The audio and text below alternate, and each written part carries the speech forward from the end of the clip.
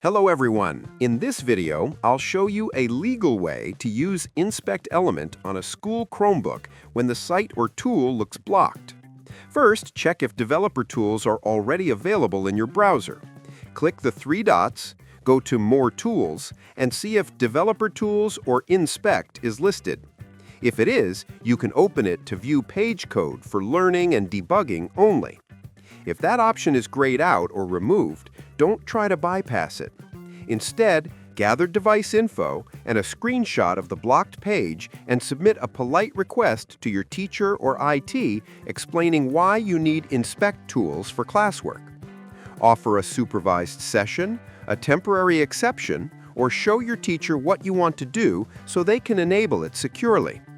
Alternatively, test the same page on a personal laptop or in a supervised lab. Following school policy gets you the access you need without risking discipline or damaged devices. Subscribe the channel for more videos.